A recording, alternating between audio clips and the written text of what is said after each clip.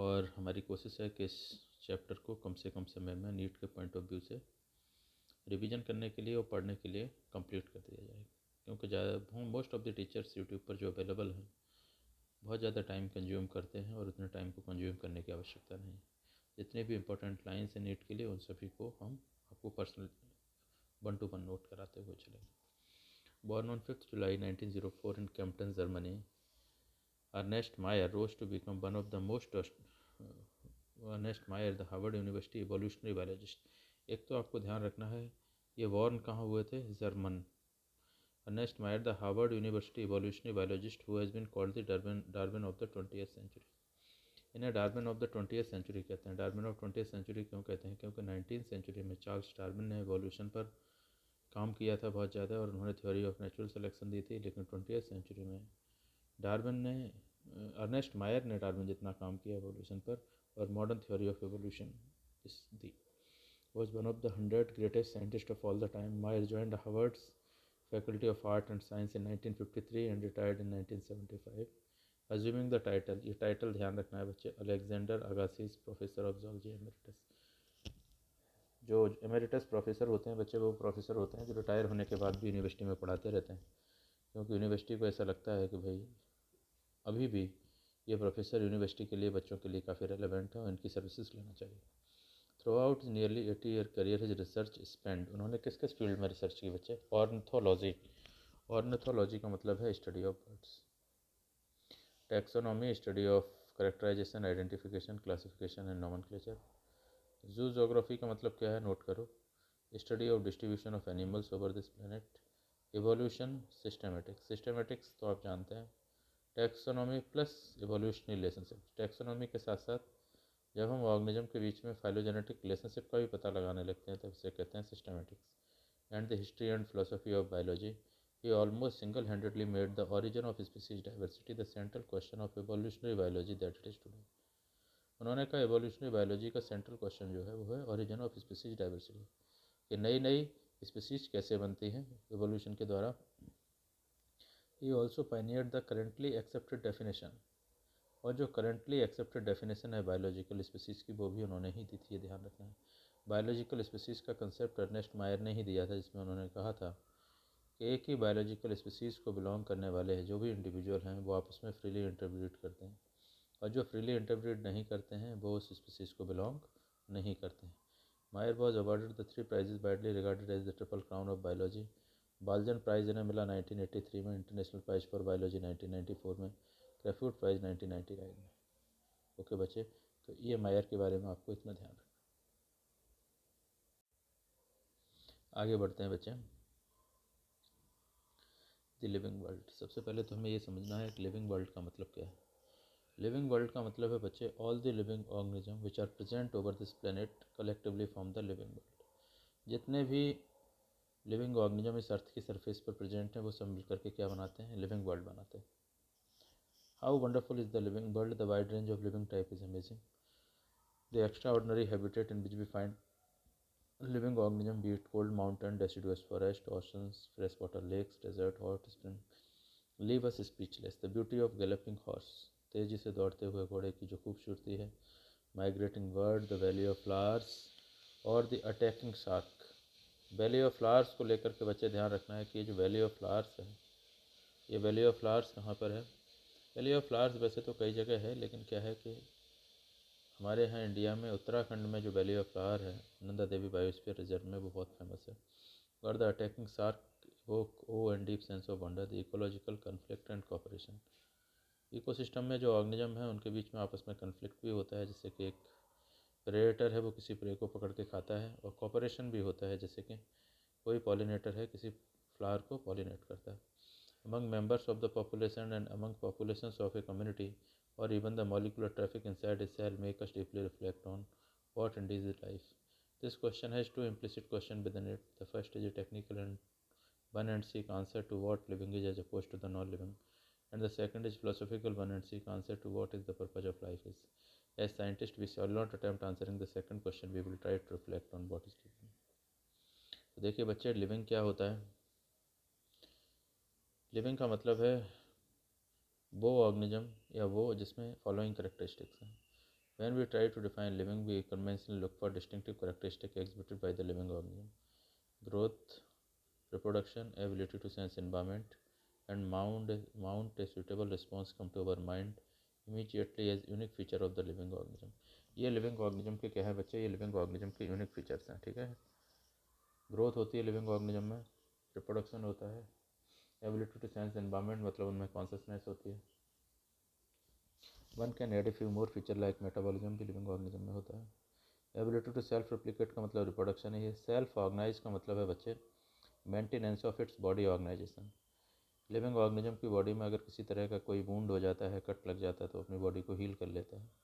और कुछ living organism ऐसे भी होते हैं, अगर उनकी बॉडी के पार्ट को आप काट देते हो तो वो रिजनरेट करके अपना नया बॉडी पार्ट बना लेते हैं। Let us try to understand each of this. All living organism grow.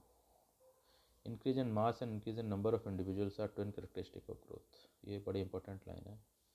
मास में इंक्रीज होना और increase in number of individuals. Increase in number of individual यहाँ वर्ड इसलिए यूज़ किया है क्योंकि यूनिसेलुलर ऑर्गेनिज्म में जैसे ही नई सेल बनती है वैसे ही नई सेल बनने के साथ साथ एक नया इंडिविजुअल भी बन जाता है। आगे देखिए बच्चे, ये multicellular organism grow by cell division. ये multicellular organism grow by cell division. Multicellular organism में जो ग्रोथ है वो सेल डिवीजन से होती है और मास बढ़ने से भी होती है। In plant this growth by cell division occur continuously throughout their life. ये लाइन ध्यान रखना है कि प्लांट्स में जो ग्रोथ होती है वो कॉन्टिन्यूसली उनके लाइफ स्पैन में होती रहती है। ऐसा इसलिए होता है क्योंकि बच्चे जो प्लांट्स होते हैं, प्लांट्स में जो पर्टिकुलर मेरिस्टेमेटिक टिश्यू हैं वो मेरिस्टेमेटिक टिश्यू में कॉन्टिन्यूसली सेल डिवाइड होती रहती हैं और प्लांट्स में जो ग्रोथ है वो इंडेफिनिट टाइम पीरियड तक होती रहती है। इस तरह की ग्रोथ को इनडिटर्मिनेट ग्रोथ कहते हैं और ऐसा प्लांट्स में मेरिस्टेमेटिक टिश्यू की प्रेजेंस की वजह से होता है। In animals this growth is seen only up to a certain age. लेकिन एनिमल्स में जो ग्रोथ होती है वो एक पर्टिकुलर एज तक ही होती है। However cell division occurs in certain tissue to replace lost cell. लेकिन एनिमल्स में जो ग्रोथ होती है वो एक पर्टिकुलर डेफिनेट टाइम पीरियड तक होती है। Unicellular organism grow by cell division. Unicellular organism में जो ग्रोथ होती है वो सेल डिवीजन के द्वारा होती है और जैसे ही यूनिसेलुलर ऑर्गेनिज्म में सेल डिवीजन के द्वारा नया इंडिविजुअल बनता है, एक नया ऑर्गेनिज्म भी आ जाता है। जैसे ही नई सेल बनती है सेल डिवीजन से, वो नई सेल का मतलब नया ऑर्गेनिज्म है। One can easily observe this in vitro culture. Vitro culture का मतलब होता है बच्चे in artificial culture media inside the test tube और in any any pan which is made up of glass. कोई भी बर्तन है जो किससे बना हुआ है, कांच से बना हुआ है, वो पेट्री डिश हो सकता है, टेस्ट ट्यूब हो सकता है। विट्रो टर्म आया है विट्रियस से। विट्रियस का मतलब क्या होता है? विट्रियस का मतलब होता है glass. One can easily observe this in vitro culture by simply counting the number of cells under the microscope. In majority of higher animals and plants, growth and reproduction are mutually exclusive event. इसका मतलब क्या है कि majority of animals and plants में growth और reproduction mutually exclusive event है। कहने का मतलब increase in number of cell does not lead to the increase in number of individual। Cell number में बढ़ना ग्रोथ भी कहलाती है, लेकिन यूनिसेलुलर ऑर्गेनिज्म में क्या है बच्चे, यूनिसेलुलर ऑर्गेनिज्म में सेल नंबर बढ़ने से नया इंडिविजुअल भी बन जाता है। तो इस तरह से आप देखते हो कि यूनिसेलुलर ऑर्गेनिज्म में नई सेल बनने से ग्रोथ तो हो रही है, साथ में नया इंडिविजुअल भी आ रहा है, तो रिप्रोडक्शन भी हो रहा है। तो in unicellular organism growth and reproduction are mutually inclusive event. ये बात ध्यान रखना है, एनसीईआरटी में नहीं लिखी हुई लेकिन आपको ध्यान रखना है कि in unicellular organism growth and reproduction are mutually inclusive event while in higher animals and plants, multicellular animal and plant growth and reproduction are mutually exclusive event because increase in number of cell lead to the growth, but increase in number of cell does not lead to the increase in number of individual, so reproduction does not occur. One must remember that increase in body mass is considered as growth. Non-living object also grow. We take increase in body mass as criteria for growth. Mountain, boulder, sand, moon do grow. हमने कहा कि increase in मास भी क्या है, growth है। तो मास तो non living object में भी ग्रोथ होता है, किसके द्वारा? By accumulation of the material on the surface. तो इस तरह की जो ग्रोथ होती है उसे कहते हैं ग्रोथ बाय डिपोजिशन और ग्रोथ बाय एक्रीशन। लेकिन जो लिविंग ऑर्गेनिज्म में जो ग्रोथ होती है वो किसके द्वारा होती है? लिविंग ऑर्गेनिज्म में जो ग्रोथ होती है वो इंटरनल या इंट्रिंसिक होती है। उनकी बॉडी में फूड के एसिमुलेशन के बाद प्रोटोप्लाज्म बनता है या लिविंग मैटर बनता है, वो फर्दर उसकी वजह से उनकी बॉडी में क्या होती है, ग्रोथ होती है। In living organism, growth is from inside. Growth therefore cannot be taken as defining property of living organism. ये बड़ी इंपॉर्टेंट लाइन है। तो सबसे पहले तो हमें ये समझना है कि डिफाइनिंग प्रॉपर्टी होती क्या है। डिफाइनिंग प्रॉपर्टी हम उस प्रॉपर्टी को कहते हैं जो दो कंडीशंस को फॉलो करते हैं। या लिविंग बीइंग का कोई भी करेक्टरिस्टिक डिफाइनिंग प्रॉपर्टी तब कहलाता है जब वो दो कंडीशंस को फॉलो करता है। पहली कंडीशन क्या है? पहली कंडीशन तो ये है कि the characteristic must be present in all the living organism without any exception. वो करेक्टरिस्टिक सभी ऑर्गेनिज्म में विदाउट एक्सेप्शन प्रेजेंट होना चाहिए। और दूसरी कंडीशन क्या है? दूसरी कंडीशन ये है कि वो करेक्टरिस्टिक नॉन लिविंग ऑब्जेक्ट में प्रेजेंट नहीं होना चाहिए। Growth therefore can not be taken as defining property of the living organism. Conditions under which it can be observed in all living organism have to be explained. तो growth तो non living object में हो रही है, इसलिए growth defining property नहीं है। Because growth जो लिविंग बीइंग का एक ऐसा करेक्टरिस्टिक है जो दो कंडीशंस को फॉलो नहीं कर रहा है, जो कि डिफाइनिंग प्रॉपर्टी के लिए जरूरी है। And then we understand that it is the characteristic of living system. A dead organism does not grow. आगे क्या कहते हैं? आगे कहते रिप्रोडक्शन देखते हैं बच्चे। Reproduction likewise is a characteristic of the living organism. In multicellular organism, reproduction refers to the production of progeny possessing features more or less similar to those of the parents. Invariably and implicitly, we refer to the sexual reproduction. Organisms reproduced by asexual means also. Fungi multiply and spread easily due to millions of asexual spores. In lower organisms like yeast and hydra, we observe budding. Yeast और hydra में क्या होती है? budding होती है. In planaria, we observe true regeneration. A fragmented organism regenerates the lost part of the body and become a new organism. In ये line NEET में as it is आई हुई है बच्चे। The fungi, the filamentous algae, the protonema of mosses all easily multiply by fragmentation. When it come to unicellular organism like bacteria, unicellular algae और amoeba, reproduction is, ये line note करिए, synonymous with growth. क्योंकि आपको पता है increase in number of cell क्या कहलाता है? ग्रोथ।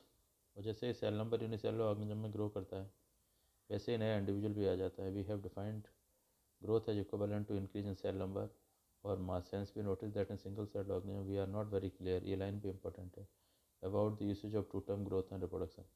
यूनिसेलुलर ऑर्गेनिज्म में हम इन दो शब्दों को लेकर के स्पष्ट नहीं है, growth and reproduction, because increase in number of cell lead to the increase in number of individual. आगे क्या कहते हैं बच्चे? आगे कहते हैं further there are many organism which do not reproduce. कौन कौन रिप्रोड्यूस नहीं करता है? म्यूल्स है, स्ट्राइल वर्कर भी, and infertile human couples. Hence, reproduction also cannot be an all-inclusive defining characteristic of the living organism. तो रिप्रोडक्शन भी जो है वो डिफाइनिंग कैरेक्टरिस्टिक नहीं है लिविंग ऑर्गेनिज्म का। क्यों नहीं है डिफाइनिंग कैरेक्टरिस्टिक? क्योंकि आपको पता है कि रिप्रोडक्शन कुछ ऑर्गेनिज्म में नहीं होता है। जबकि डिफाइनिंग फीचर के लिए दो कंडीशन है कि वो फीचर, वो कैरेक्टरिस्टिक सभी ऑर्गेनिज्म में होना चाहिए विदाउट एनी एक्सेप्शन, और दूसरा नॉन लिविंग ऑब्जेक्ट में नहीं होना चाहिए। तो रिप्रोडक्शन नॉन लिविंग ऑब्जेक्ट में, डेड ऑर्गेनिज्म में तो नहीं होता है। Reproduction does not occur in the dead organism और in the non living object, but लेकिन रिप्रोडक्शन जो है वो कुछ लिविंग ऑर्गेनिज्म में नहीं होता है। Of course no non living object is capable of reproducing और replicating by itself. Another characteristic of life is metabolism. ये ध्यान रखना, all living organism are made up of chemicals.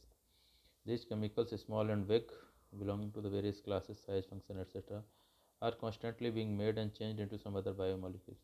These conversions are chemical reactions or metabolic reactions.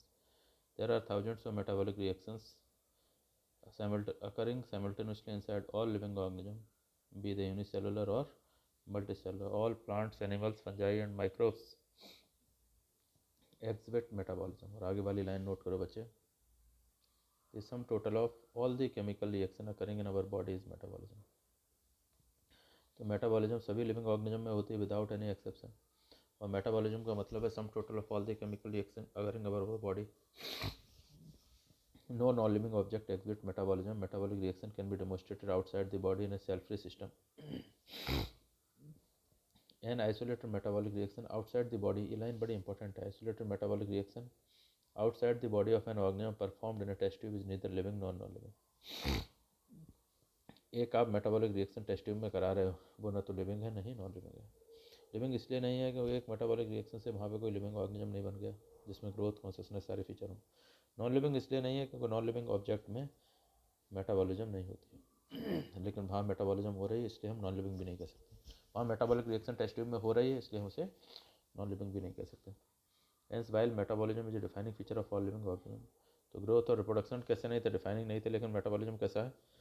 Defining है, and without exception. क्यों? क्योंकि सभी living organism में metabolism होती है और नॉन लिविंग ऑब्जेक्ट में मेटाबॉलिज्म नहीं होती। यही दो कंडीशंस जो फॉलो करता है वो कैरेक्टरिस्टिक डिफाइनिंग फीचर होता है। Isolated metabolic reaction in vitro are not living things but surely living reaction. And cellular organization of the body is the defining feature of life forms. Cellular organization भी living being का defining feature है, क्योंकि जितने भी living organism वो सब cell से मिलकर बने हुए हैं, और जो सेल से मिलकर नहीं बना हुआ है वो लिविंग नहीं, और डेड ऑब्जेक्ट जो हैं या नॉन लिविंग ऑब्जेक्ट जो हैं वो सेल से मिलकर नहीं बने होते। आगे देखिए बच्चे, ये पैरा बड़ा इंपॉर्टेंट है। Perhaps the most obvious and technically complicated feature of all living organisms is the ability to sense their surrounding or environment. ये दो वर्ड, मोस्ट ऑब्वियस मतलब कॉन्शियसनेस, तो सभी लिविंग ऑर्गेनिज्म में आपको देखने को मिलती है। टेक्निकली कॉम्प्लिकेटेड क्यों कहा? टेक्निकली कॉम्प्लिकेटेड इसलिए कहा है बच्चे, क्योंकि भाई कॉन्शियसनेस एक ऐसा फीचर है जो हमें क्या कहते हैं, कैसे कॉन्शियसनेस प्लांट्स में भी कॉन्शियसनेस होती है, लेकिन उसके पीछे की मैकेनिज्म क्या है वो हमें नहीं पता है। जैसे हमारे अंदर तो क्या है, कॉन्शियसनेस के लिए ब्रेन है, नहीं? हमारे अंदर क्या है, हमारे अंदर कॉन्शियसनेस के लिए ब्रेन के अलावा क्या कहते हैं, सेंसरी ऑर्गन्स हैं, नर्वस सिस्टम है, सेंसरी और न्यूरो सेंसरी सिस्टम है। लेकिन क्या है, प्लांट्स में कैसे कॉन्शियसनेस होती है हमें नहीं पता है, क्योंकि वहाँ पे न्यूरो सेंसरी सिस्टम नहीं है। लेकिन फिर भी प्लांट्स क्या करते हैं, फिर भी प्लांट्स इन्वायरमेंट से स्टिमुलस को रिसीव करते हैं, और केवल इन्वायरमेंट से स्टिमुलस को रिसीव ही नहीं करते हैं, वरन रिस्पॉन्ड भी करते हैं।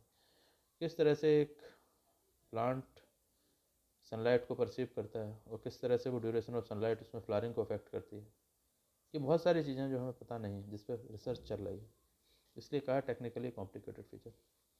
And respond to this environmental stimuli which could be physical, chemical or biological. We sense our environment through our sense organ. Plant respond to external factors like light, water, temperature, other organism, pollutants, etc. All organisms from prokaryote to the most complex eukaryote can sense and respond to environmental cue. तो consciousness भी जो है वो सभी living organism में होती है without exception. Photo period affect reproduction in seasonal breeders, और जो फोटो पीरियडिज्म है वो रिप्रोडक्शन को दोनों में अफेक्ट करता है, प्लांट्स में भी और एनिमल्स में, ये आपको ध्यान रखना है। All organism handle chemical entering their body, all organism therefore are aware of their surrounding. Awareness of the surrounding is known as consciousness, ये ध्यान रखना। Human being is the only organism who is aware of himself, and awareness with the self is known as self consciousness. ह्यूमन बीइंग जो है उसमें self consciousness होती है, बाकी के रेस्ट ऑफ द एनिमल्स में सेल्फ कॉन्शियसनेस नहीं होती है। हम लोग ही हैं जो अपने करियर के बारे में सोचते हैं, अपने प्रेजेंट पास्ट फ्यूचर के बारे में सोचते हैं। When it comes to human being, it is all the more difficult to define living state. We observe patient lying in coma, a hospital virtually supported by a machine which replace heart and lung. The patient is otherwise brain dead. The patient has no self-consciousness. Are such patients who never come back to normal life, living or not living? इस तरह के जो patient हैं उन्हें हम living ही कहेंगे, भले ही उनमें सेल्फ कॉन्शियसनेस नहीं है, लेकिन उनमें लिविंग होने के और बहुत सारे फीचर होते हैं। उनमें ग्रोथ होती है, उनमें मेटाबॉलिज्म हो रही होती है, उनमें कॉन्शियसनेस भी होती है, भले ही सेल्फ कॉन्शियसनेस नहीं है लेकिन उनमें कॉन्शियसनेस तो होती है। लेकिन कुछ बुक्स क्या करते हैं, कहते हैं कि इस तरह के पेशेंट लिविंग और नॉन लिविंग के बीच के स्टेज के होते हैं। ब्रेन डेड होने का मतलब ये नहीं है कॉन्शियसनेस नहीं होगी, क्योंकि CNS का जो दूसरा पार्ट है स्पाइनल कॉर्ड, उससे रिस्पॉन्स आता है। In higher classes we will come to know that all living phenomena are due to underlying interaction. तो interaction and emergence of new property, ये भी लिविंग बीइंग का एक फीचर है। Properties of tissues are not present in the constituent cell but arise as a result of interaction among the constituent cells. Similarly, properties of cell organelles are not present in the molecular constituent of the organelle but arise as a result of the interaction among the molecular component comprising the organelle. तो क्या मतलब इसका? इसका मतलब ये है बच्चे के सेल्स मिलकर के टिश्यू बनाते हैं। अब जैसे कि ये हमारा एपिथेलियल, ये आप देख रहे हैं, ये एपिथेलियल टिश्यू है, ये क्या कर रहा है, ये प्रोटेक्शन प्रोवाइड कर रहा है। ये सेल्स फिजिकली आपस में इंटरेक्ट कर रही हैं और ये टिश्यू बना रहे हैं, तभी तो प्रोटेक्शन हो रहा है। अगर एक एक सेल को अलग अलग कर दिया जाए तो क्या ये टिश्यू प्रोटेक्शन प्रोवाइड कर पाएगा? क्या इसमें प्रोटेक्शन की प्रॉपर्टी होगी? नहीं होगी। This increase these interaction result in emergent property at higher level of organization. This phenomena is true in the hierarchy of organizational complexity at all levels. Therefore, we can say that living organisms are self-replicating, evolving and self-regulating interactive system capable of responding to external stimuli. Biology is the story, ये बड़ा important line है। Living organism are self replicating, मतलब उनमें reproduction होता है। Evolving मतलब evolution होता है, तो एवोल्यूशन भी लिविंग बीइंग का फीचर है। And self regulating, self regulation भी लिविंग बीइंग का एक फीचर है। कहने का मतलब वो अपने इंटरनल वाइटल पैरामीटर को रेगुलेट कर पाते हैं। Interactive system capable of responding to external stimuli. Biology is the story of life on earth. Biology is the story of, ये लाइनें भी ध्यान रखना है, evolution of living organism on earth. All living organism present past and future are link to one another by sharing of the common genetic material up to varying degree. ये line भी as it is NEET में आ जाती हैं कि जितने भी living organism हैं वो क्या करते हैं, they share the common genetic material up to varying degree, लेकिन एक डिग्री तक। आगे देखिए बच्चे, diversity in the living world. If you look around, you will see a large variety of the living organisms, be it potted plant, insect, bird, your pet, or other animals and plants. There are also several organisms that you cannot see with your naked eye, but they are all around. They are all around you. If you were to increase the area that you make an observation in, the range and variety of the organisms that you see would increase.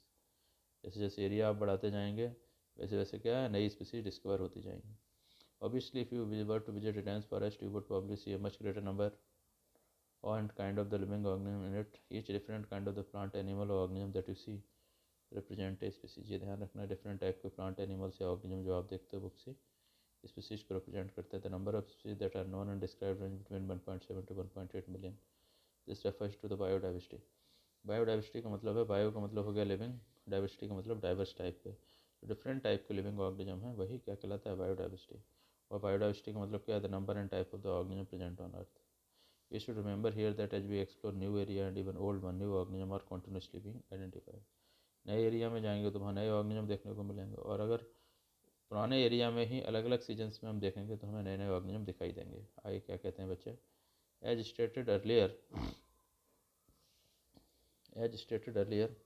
there are millions of plants and animals in the world. There are millions of plants and animals in the world.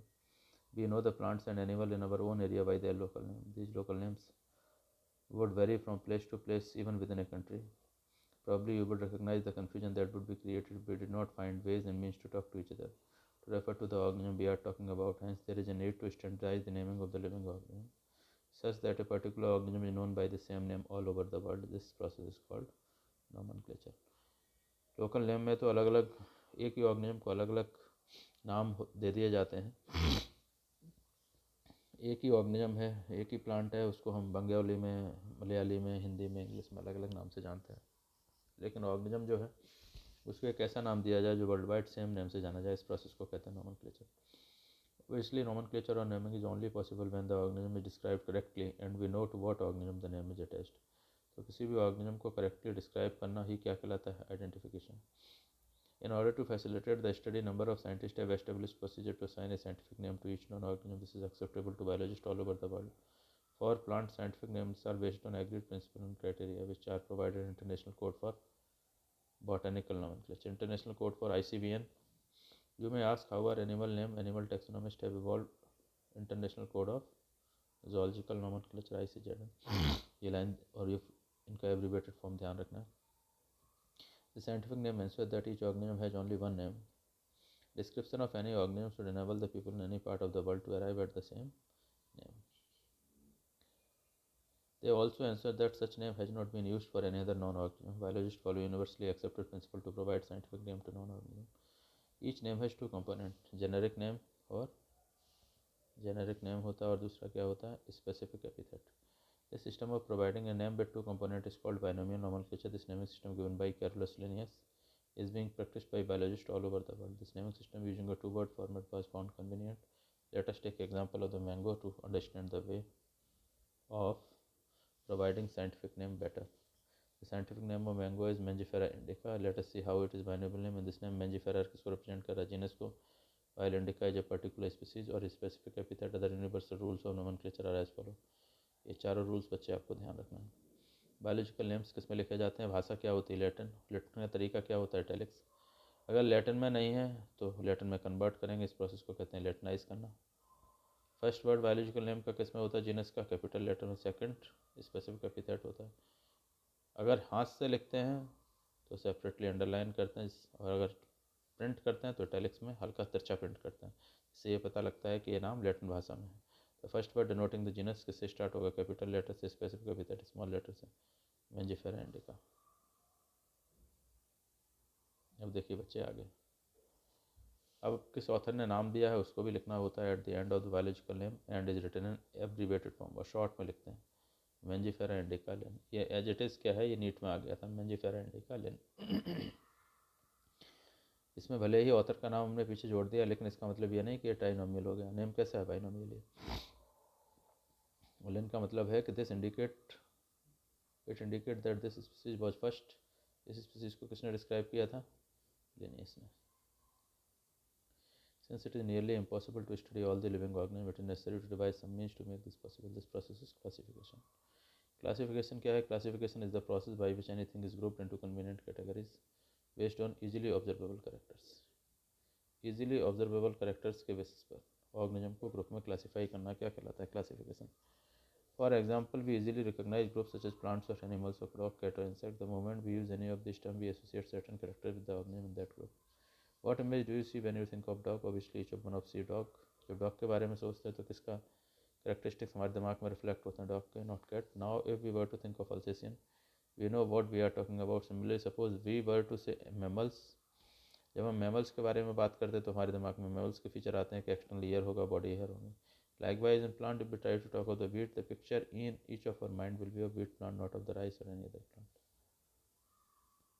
Hence, all these dogs, cats, mammals, wheat, rice, plants, animals are convenient category we use to study organisms. The scientific term for this category क्या है? Taxa.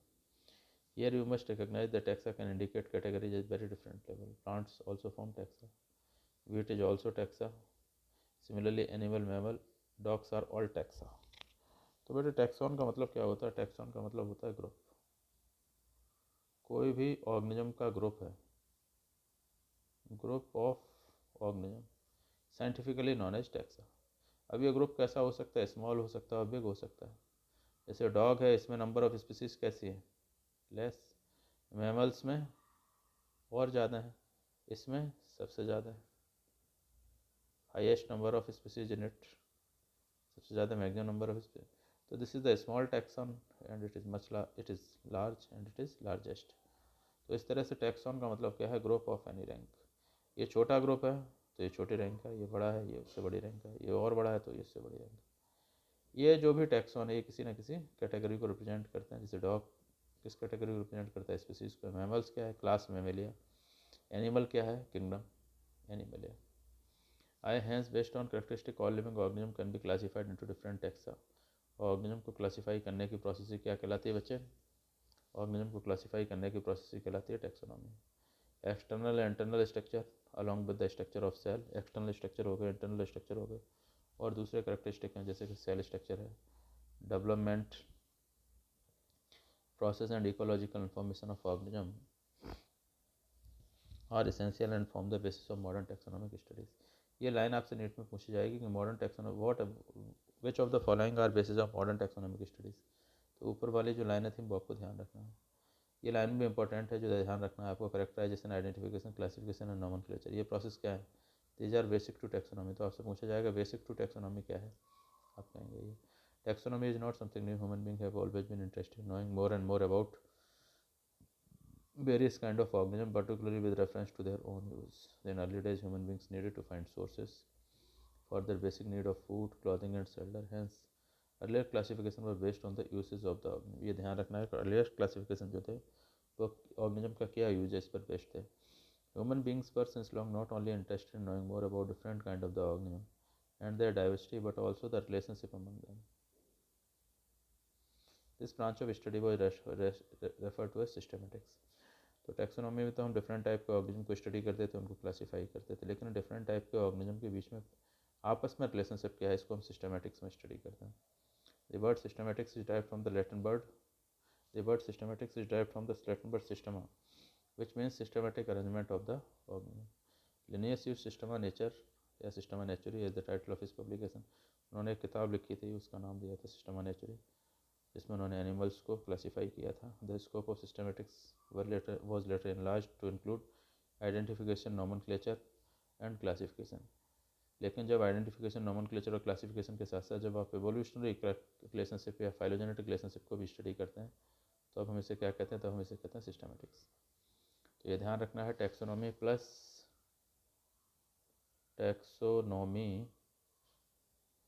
Plus phylogenetic relationship. Phylogenetic का मतलब क्या है? Evolutionary relationship. Phylogenetic relationship तब क्या बन जाता है? Equal to systematics. तब बनता है systematics. Taxonomic category classification is not a single step process, ये बात आपको ध्यान रखना। Classification is not a single step process, ऐसा नहीं है कि ऑर्गेनिज्म को प्लांट और एनिमल में क्लासीफाई कर दिया और क्लासिफिकेशन हो गया। प्लांट्स की भी बहुत सारी स्पीसीज हैं, उनको भी क्लासीफाई करना, और एनिमल्स की भी बहुत सारी स्पीसीज, उनको भी क्लासीफाई करना। तो classification is not a single step process but involve hierarchy of the step in which each step represent a rank और कैटेगरी। बहुत सारे स्टेप होते हैं, हर स्टेप को हम रैंक या कैटेगरी कहते हैं। जैसे कि आपने पढ़ा है, पहले क्या है, किंगडम, दूसरा फाइलम या डिवीज़न। किंगडम में जिन ऑर्गेनिज्म हमको किस में क्लासीफाई करते हैं, फाइलम। फाइलम में जो ऑर्गेनिज्म उनको अलग अलग क्लास में रखते हैं, क्लास ऑर्डर में, ऑर्डर के बाद फैमिली, फैमिली के बाद जीनस एंड स्पीसीज। तो species, genus, family, order, class, phylum, kingdom, ये सब क्या है, all these are the category. और हायरार्की में है, ये सबसे बड़ी, उससे छोटी कैटेगरी, उससे छोटी, उससे छोटी, उससे छोटी, उससे छोटी, उससे, तो ये सबसे छोटी कैटेगरी है जो कि सबसे छोटी रैंक की है। ये सबसे छोटी रैंक है कैटेगरी पर, ये सबसे बड़ी रैंक है।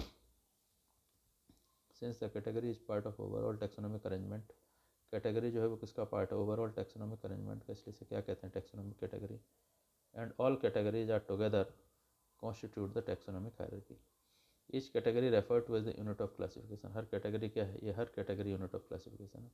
इनफैक्ट रिप्रेजेंट ए रैंक, किसको रिप्रेजेंट करती है, rank, and is commonly termed as taxon. Taxonomic categories and hierarchy can be illustrated by an example. Insect represent a group of organisms sharing common features like three paired of jointed legs. It means insects are recognizable concrete objects which can be classified and thus were given a rank or category. Can you name the other such group of organisms? Remember, group represent category, category further denote rank. Each rank or taxon in fact represent a unit of classification. These taxonomic group or categories are distinct biological entity, ये बड़ी important line है, not merely morphological aggregate। ये जो taxonomic group है, suppose हमने दो taxonomic group ले लिए, एक टैक्सोनॉमिक ग्रुप ले लिया हमने प्लांट, दूसरा क्या ले लिया बच्चे, एनिमल्स। तो ऐसा नहीं है कि एनिमल्स जो हैं they are just morphological aggregate, they are not merely, means केवल, वो केवल मॉर्फोलॉजिकल एग्रीगेट नहीं है, वही सभी एनिमल्स में लोकोमोशन होता है, इसलिए उनको एक ग्रुप में रख दिया। बल्कि क्या है कि ये जो एनिमल्स हैं they are distinct biological entity, ये अलग बायोलॉजिकल एंटिटी हैं, और ये डिस्टिंक्ट हैं किससे, प्लांट से। ऐसे ही प्लांट सिर्फ इसलिए नहीं रख दिए ग्रुप में कि उनमें लीव्स होती हैं, उनमें फोटोसिंथेसिस होता है। प्लांट्स बल्कि क्या है, डिस्टिंक्ट बायोलॉजिकल एंटिटी हैं। किससे डिस्टिंक्ट हैं, रेस्ट ऑफ द एनिमल्स से, रेस्ट ऑफ द ऑर्गेनिज्म से। Taxonomic studies of all known organism have led to the development of common categories such as kingdom. कौन कौन सी कैटेगरी हैं, किंगडम, फाइलम, डिवीजन प्लांट के लिए use करते हैं, class, order, family, genus and species. आए क्या कह रहा बच्चे, आए कह रहा all organism including those in plant and animal kingdom have species as the lowest category. Species जो है मैंने बताया सबसे नीचे की लोएस्ट कैटेगरी है, लोअर रैंक, सबसे लोएस्ट रैंक की कैटेगरी है। Now question you may ask, how to place an organism in various category. अब ऑर्गेनिज्म को वेरियस कैटेगरी में कैसे रखोगे, तो बेसिक रिक्वायरमेंट क्या है, knowledge of the characters of an individual और ग्रुप ऑफ ऑर्गेनिज्म। नॉलेज होनी चाहिए किसकी, जो इंडिविजुअल ऑर्गेनिज्म है उसकी और ग्रुप ऑफ ऑर्गेनिज्म की। अगर मान लो कोई एक इंडिविजुअल ऑर्गेनिज्म आपने डिस्कवर किया है और पहले से कोई ग्रुप है ऑर्गेनिज्म का, अब आप इसके साथ रखना चाहते हो, तो आप इस ग्रुप ऑफ ऑर्गेनिज्म के जो करेक्टरिस्टिक्स हैं उनको इस इंडिविजुअल्स के करेक्टर्स के साथ कंपेयर करोगे। अगर सिमिलरिटी है तब तो इस ग्रुप में रखोगे, अदरवाइज दूसरे ग्रुप में रखोगे। तो इंडिविजुअल के करेक्टर्स और जो ऑलरेडी ग्रुप है ऑर्गेनिज्म का उसके करेक्टर्स के बारे में आपको जानकारी होगी, तभी आप क्लासिफिकेशन कर पाएंगे। This help in identifying similarity and dissimilarity, इससे आप सिमिलरिटी और डिसिमिलरिटी का पता लगा पाएंगे among the individual of the same kind of the organism as well as other kind of the organism. अब देखिए बच्चे, स्पीसीज क्या है, स्पीसीज एक टैक्सोनॉमिक कैटेगरी है। Taxonomic studies consider a group of individual organism with fundamental similarities as a species. One should be able to distinguish one species from the other closely related species based on the distinct morphological differences. Let us consider Mangifera indica, Solanum tuberosum potato, Panthera leo. All three नाम indica हो गया, tuberosum हो गया and लेओ हो गया। ये किसको रिप्रेजेंट करता है, स्पेसिफिक एपिथेट को। While the first one Mangifera, Solanum and Panthera are genera and represent another high level of taxon or category. Each genus में है वन और more than one specific epithet. अगर एक स्पेसिफिक एपिथेट है तो कहते हैं मोनोटाइपिक। इस तरह के जीनस को कहते हैं मोनोटाइपिक। अगर जीनस में एक से ज़्यादा स्पीसीज हैं तो क्या कहते हैं? पॉलीटाइपिक। Solanum polytypic. और होमो जो जीनस है उसमें सिर्फ एक ही स्पीसीज है, होमो सेपियंस। तो होमो मोनोटाइपिक और पॉलीटाइपिक में जैसे सोलेनम है, पैंथेरा है, ये सब है। वाई क्या कह रहा है बच्चे? Panthera has another specific epithet called tigris, and Solanum has another species like Nigrum and Melongena. Human being belong to the species Sapiens, which is grouped in the genus Homo. तो genus Homo में केवल एक ही species, the scientific name thus for human beings is written as Homo sapiens. आगे देखते हैं बच्चे genus. Genus क्या है? Genus, it is the group of species. Group of genus is comprised group of related species which has more character in common comparison to the species of other genera. तो एक genus की जो species हैं वो आपस में ज़्यादा similarity रखती हैं कंपेरेटिवली दूसरे जीनस के स्पीसीज के। We can say that genera are aggregate of closely related species. For example potato and brinjal are two different species but both belong to the genus Solanum, lion Panthera leo, leopard Panthera pardus and tiger Panthera tigris with several common features are all species of the genus Panthera. This genus differs from another genus Felis which include cat. तो Panthera genus की जो भी species हैं, तो बच्चे Panthera genus की जो भी स्पीसीज हैं और दूसरा फेलिस जीनस है उसकी जो स्पीसीज हैं, तो पैंथेरा जीनस की स्पीसीज आपस में ज़्यादा सिमिलरिटी रखती हैं, इसलिए इनको क्या कहते हैं ना, कहते हैं बिग कैट। फेलिस की आपस में ज़्यादा सिमिलरिटी रखते हैं इसलिए इनको कहते हैं स्मॉल कैट। तो एक जीनस की जो स्पीसीज हैं वो आपस में ज़्यादा सिमिलरिटी रखते हैं कंपेरेटिवली दूसरे जीनस के। ये लाइन पहले जो लिखी हुई थी वो है। This genus differ from another genus include cat. आगे देखिए बच्चे फैमिली।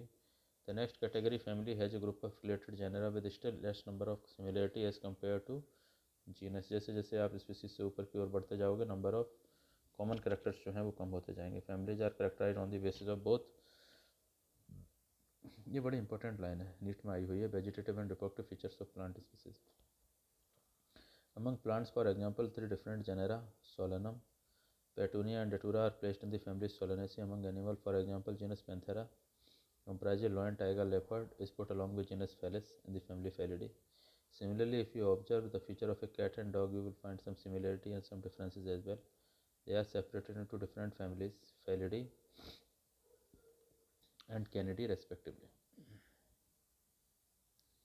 आगे देखते हैं बच्चे, जो ऑर्डर है it is the group of families. Families क्या था? It was the group of related genus. तो you have seen earlier that categories like species, genus and families are based on number of similar character, generally order, ये line note कर लो, and higher taxonomic categories are identified based on aggregate of character. Order और उससे ऊपर की जो categories हैं वो किसके बेसिस पे आइडेंटिफाई की जाती हैं? On the basis of aggregate of characters.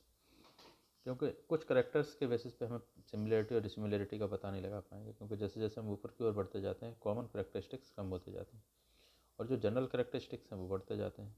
तो बहुत सारे जनरल करेक्टरिस्टिक्स हैं लेकिन कॉमन करेक्टरिस्टिक्स कम है, तो ज़्यादा से ज़्यादा करेक्टरिस्टिक्स को हमें कंसिडर करना पड़ता है सिमिलरिटी का पता लगाने के लिए। Order being a higher category is the assemblage of families. ये क्या है? It is the group of families which exhibit a few similar character. The similar characters are less in number as compared to different genera included in family. Plant family like Convolvulaceae, Solanaceae are included in the order Polymoniales, mainly based on the floral character. ये line important है। Convolvulaceae और Solanaceae family को Polymoniales order में रखा गया है, किसके basis पे? On the basis of their floral characters. The order Carnivora include family Felidae and Canidae, क्योंकि दोनों ही कार्निवोरस हैं। Class this category include related order. तो रिलेटेड ऑर्डर्स को जिस ग्रुप को रिलेटेड ऑर्डर्स को किसमें रखा गया? एक ही क्लास में। For example order Primata comprising monkey, gorilla and gibbon is placed in class Mammalia along with order Carnivora that include class animal like tiger, cat and dog. Class Mammalia has other orders also. तो mammals class Mammalia में कौन कौन से animals को रखा गया है? जिनमें एक्सटर्नल ईयर है, बॉडी पर हेयर है, मेमोरी ग्लैंड है, तो जिनमें ये फीचर्स होते हैं उनको हम एक ही क्लास में रखते हैं। आगे देखिए बच्चे, phylum classes comprising animals like fishes, fishes, amphibians, reptile, bird along with mammal constitute the next higher category called phylum. तो वही जो रिलेटेड क्लासेस हैं जैसे फिश हैं, एम्फीबियंस हैं, रेप्टाइल हैं, बर्ड हैं, उनको हमने किस में रखा है, सेम फाइलम में रखा है। जैसे कि फाइलम कॉर्डेटा में नोटोकॉर्ड और डोर्सल हॉलो न्यूरल सिस्टम होता है। तो जो class Amphibia, class Reptilia, birds, Mammalia सभी में क्या होता है, dorsal hollow nerve cord, notochord होता है, इसलिए उनको किस में रखा गया है, सेम फाइलम में, phylum Chordata. In case of plant classes with few similar characters are assigned to have higher category called division. ठीक है बच्चे। अब देखिए बच्चे, हम बात करते हैं किंगडम के बारे में। All animal belong to the various phyla assigned to highest category called kingdom. तो किंगडम जो है ये हाईएस्ट कैटेगरी है, जितने भी रिलेटेड फाइला हैं उन सभी को किसमें रखा गया है, किंगडम में। जैसे आपको पता है किंगडम एनिमेलिया में किसे रखा गया है, यूकैरियोटिक मल्टीसेलुलर एनिमल्स को रखा गया है, जिनमें होलोजोइक मोड ऑफ न्यूट्रिशन देखने को मिलता है, जिनमें न्यूरोसेंसरी मैकेनिज्म देखने को मिलती है। ऐसे ही जितने भी प्लांट्स हैं उनको किंगडम प्लांटी में रखा गया है। All animals belonging to the various phyla are assigned to the highest category called kingdom Animalia in the classification system of animal. The kingdom Plantae, on the other hand, is distinct and comprises all the plants from various divisions. Henceforth, we will refer to these as two group animal and plant kingdom. The taxonomic categories from species to kingdom have been shown in ascending order, starting with the species in the figure 1.1. These are broad categories. तो broad categories आपको पता है ये 7 है, species, genus, family, order, class, और इसके अलावा आपको पता है ये फाइलम, डिवीज़न और kingdom. However taxonomist also have developed सब कैटेगरीज। तो ये तो ब्रॉड कैटेगरीज या ऑब्लिगेट कैटेगरी, इनका तो क्लासिफिकेशन में यूज़ होना ही होना है, ये वाली जो कैटेगरीज ये। लेकिन जो सब कैटेगरी है उनका यूज कब करते हैं बच्चे, to facilitate more sound and scientific placement of various taxa. ये हम तब करते हैं जब क्या करना होता है, जब क्लासिफिकेशन को और ज़्यादा एक्यूरेट, प्रिसाइज, साउंड और साइंटिफिक करना होता है। कभी कभी क्या होता है, कभी कभी ऐसा होता है कि भाई एक ग्रुप है, उसमें एक फाइलम है, उसमें जिन ऑर्गेनिज्म को रखा गया है वो ऑर्गेनिज्म सेम फीचर तो रखते हैं लेकिन अलग अलग टाइम पर रखते हैं, तो उनको क्या है, हम एक ही ग्रुप में एक फाइलम को फिर हम क्या करते हैं, अलग अलग सब फाइलम में डिवाइड कर देते हैं। जैसे फाइलम कॉर्डेटा है, उसमें 3 सब फाइलम हमने बना दिए, यूरोकॉर्डेटा, सेफेलोकॉर्डेटा और वर्टिब्रेटा, क्योंकि उनमें नोटोकॉर्ड अलग अलग स्टेज पे देखने को मिलता है और कुछ में नोटोकॉर्ड रिप्लेस करके वर्टिबल कॉलम में कन्वर्ट हो जाता है। Look at the hierarchy of the figure 1.1। Can you recall the basis of arrangement. तो बेसिस ऑफ अरेंजमेंट है वो क्या है भाई, कि जो छोटी कैटेगरी है वो मिलकर बड़ी कैटेगरी बना रही है, स्पीसीज जीनस, जीनस मिलके फैमिली, फैमिली मिलके order. Say for example as we go from species to the kingdom, और आगे वाली लाइन नोट करिए, नंबर ऑफ कॉमन कैरेक्टरिस्टिक क्या हो रहे हैं यहाँ पर, ये नंबर ऑफ कॉमन कैरेक्टरिस्टिक जब नीचे से ऊपर की ओर हम जाते हैं स्पीसीज से किंगडम की ओर, नंबर ऑफ कॉमन कैरेक्टरिस्टिक्स तो कम होते जाते हैं लेकिन जनरल कैरेक्टरिस्टिक्स बढ़ते जाते हैं। Lower the taxa more are the characteristic that the members within the taxon share. Higher the category, greater is the difficulty of determining the relationship to other taxa at the same level. Hence, the problem of classification become more complex. आगे देखिए बच्चे, आगे क्या कह रहा है, organism with their taxonomic category. अब ये आप देख रहे हैं 4 ऑर्गेनिज्म हैं, man, house fly, mango, wheat, इनका क्लासिफिकेशन किया गया। नाम क्या, Homo sapiens, Musca domestica, Mangifera indica, एंटिटिकम। नाम अगर याद है तो आपको पता है इसका genus Homo, family Hominidae, order क्या है इसका प्राइमेटा, ये ध्यान रखना है, class Mammalia and Chordata. Musca मिसडी, इसका ऑर्डर क्या Diptera, class insecta, phylum Arthropoda. Mangifera, Mangifera genus हो गया, family Anacardiaceae, order Sapindales, dicot angiospermae. Triticum genus, family Poaceae, order Poales, class में मोनोकोटिलिडनी एंड डिवीजन एंजियोस्पर्मी। तो बेटे इन जिन पर मैंने मार्क किया है ये आपको भूलने की संभावना ज़्यादा है, इसलिए इनको याद रखना है। टैक्सोनॉमिकल एड का मतलब क्या है, टैक्सोनॉमिकल एड का मतलब है जो टैक्सोनॉमी का स्टडी करने में, क्लासिफिकेशन करने में, नोमेनक्लेचर करने में, आइडेंटिफिकेशन करने में जो चीज़ें मदद करती हैं उन्हें टैक्सोनॉमिकल एड कहते हैं। मतलब जो करेक्टराइजेशन करने में, आइडेंटिफिकेशन, क्लासिफिकेशन, नोमेनक्लेचर करने में जो चीज़ें मदद करती हैं उन्हें कहते हैं टैक्सोनॉमिकल एड। एड मीन्स जो हेल्प करती है। टैक्सोनॉमिक स्टडी जो various species of plants, animals and other organisms are useful in agriculture, forestry, industry and in general knowing our bioresources and their diversity. These studies would require correct classification and identification of the organism. Identification of organism require intensive laboratory and field study. Field study और laboratory study दोनों की ज़रूरत होती है. Field से आप specimen को collect करते हैं और लेबोरेटरी में आके आप उसके करेक्टर्स को स्टडी करते हैं, तब आप आइडेंटिफाई कर पाते हैं. द कलेक्शन, और ये आगे वाली लाइन बड़ी इंपॉर्टेंट है, the collection of actual specimen of the plant and animal species essential and is the prime source of taxonomic study. जब तक आपके पास एक्चुअल स्पेसिमेन नहीं होगा ऑर्गेनिज्म का, तब तक आप टैक्सोनॉमिक स्टडी नहीं कर पाएंगे. These are also fundamental to studies and essential for turning in systematics. It is used for classification of an organism, and the information gathered is also stored along with the specimen. In some cases, a specimen is preserved for future studies. Biologists have established certain procedure and technique to store and preserve the information as well as specimen. देखिए बच्चे, क्या क्या taxonomic केड और क्या क्या procedure है. सबसे पहले हर्बेरियम देखते हैं. पहली लाइन नोट करिए. Herbarium is the store house of collected plant specimens that are dried, pressed and preserved on sheet. Herbarium में क्या करते हैं? हर्बेरियम एक इंस्टीट्यूशन है जिसमें हम स्पेसिमेंस को कलेक्ट करने के बाद ड्राई करते हैं, प्रेस करते हैं और प्रिजर्व करते हैं. किसके ऊपर? सीट्स के ऊपर. और बाद में ये बहुत सारी जो सीट्स हैं उनको हम अरेंज करते हैं. किसके according? According to the accepted system of classification. किसके अकॉर्डिंग हम इनको अरेंज करते हैं? इनको हम अरेंज करते हैं. बहुत सारी सीट्स होंगी तो उनको भी क्लासीफाई करना पड़ेगा ना. बहुत सारी सीट्स हैं जिन पे स्पेसिमेंस लगे हुए हैं, तो they are classified according to the universally accepted system of classification. क्या कह रहा है? These specimens along with the description of herbarium sheets. इन सीट्स पर क्या होता है? डिस्क्रिप्शन भी होता है उस स्पेसिमेन का. बिकम स्टोर हाउस और repository for future use. The herbarium sheets also carry a लेवल providing information about date and place of collection. क्या उस पर दिया रहता है? डेट एंड प्लेस, कि किस तारीख को किस जगह से कलेक्ट किया है. इंग्लिश नेम क्या है, लोकल नेम क्या है, बॉटनिकल नेम क्या है, फैमिली क्या है उस प्लांट की या ऑर्गेनिज्म की, कलेक्टर का नेम क्या है. Herbaria also serve as a quick referral system in taxonomic studies. Herbaria quick referral की तरह काम करते हैं, क्योंकि हर्बेरिया जो है उनमें बहुत सारे स्पेसिमेंस होते हैं और उन स्पेसिमेंस को अलग अलग जगह से कलेक्ट किया गया होता है. तो उन सभी स्पेसिमेंस को आप क्विकली एक जगह पर स्टडी कर सकते हैं. जैसे अगर आप फॉरेस्ट में जाएंगे उतने प्लांट स्पीसीज को स्टडी करने के लिए तो आपको बहुत टाइम लगेगा. बॉटनिकल गार्डन, हर्बेरिया में डेड स्पेसिमेन थे, बॉटनिकल गार्डन में लिविंग प्लांट स्पेसिमेंस होते हैं. For reference plant species this garden are grown for identification purpose and each plant is labelled indicating क्या क्या दिया होता है उसका बॉटनिकल और साइंटिफिक नेम और family. The famous botanical garden Kew England, Indian botanical garden Howrah and national botanical research institute Lucknow.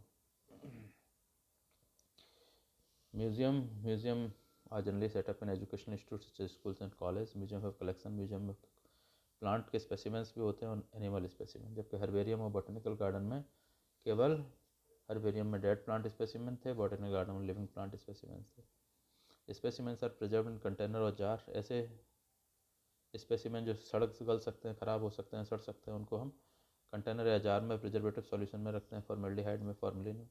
Plant and animal specimen may also भी preserved as dry specimen.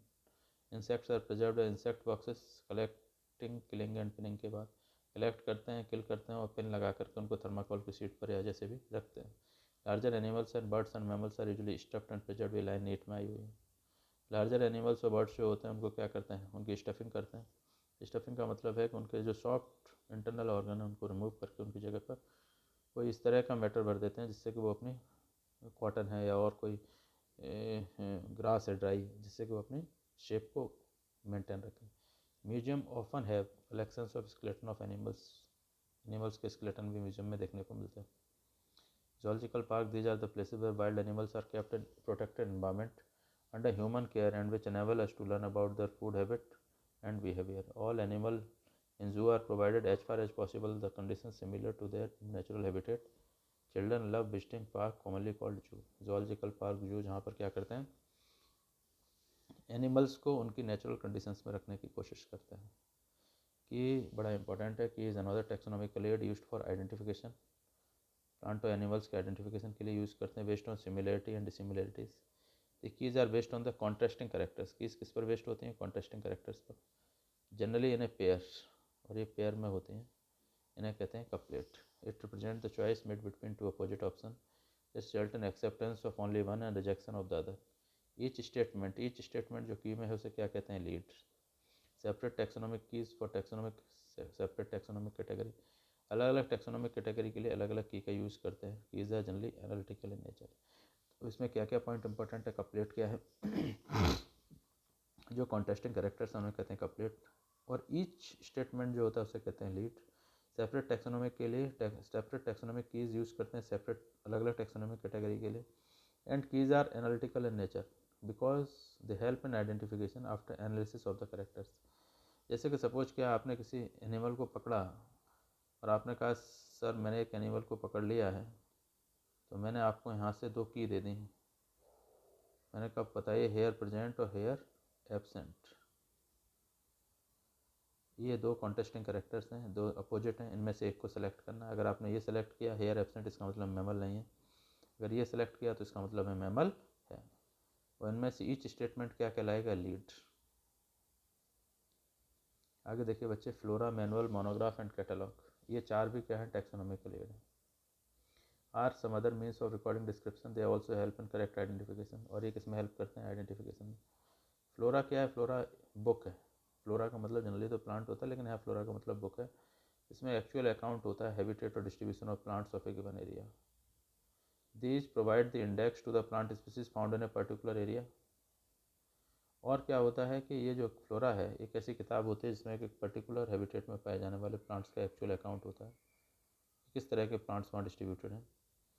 इसके अलावा क्या होता है, वो जो बुक है उसमें इंडेक्स भी दी रहती है प्लांट स्पीसीज़ की, और इंडेक्स पे लिखा रहता है किस पेज पर कौन से प्लांट का डिस्क्रिप्शन है।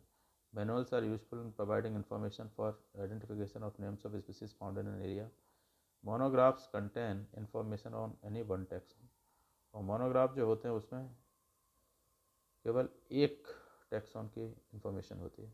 मैनुअल्स जो होते हैं वो पर्टिकुलर जो स्पीसीज़ हैं एक पर्टिकुलर एरिया में पाए जाते हैं उसका इन्फॉर्मेशन देते हैं। तो फ्लोरा जो है पर्टिकुलर एरिया में पाए जाने वाले प्लांट्स के एक्चुअल अकाउंट के बारे में बताते हैं। मैनुअल्स पर्टिकुलर एरिया में पाए जाने वाले जो स्पीसीज़ हैं उनके आइडेंटिफिकेशन में मदद करते हैं। मोनोग्राफ में केवल मोनोमीज वन में एक टैक्सॉन का इन्फॉर्मेशन होता है। कैटलॉग जो है इसमें क्या होता है, इसमें ऑर्गेनिज्म के बायोलॉजिकल नेम्स का डिस्क्रिप्शन रहता है। तो इस तरह से बच्चे ये चैप्टर क्या हुआ है, ये कंप्लीट हो गया है।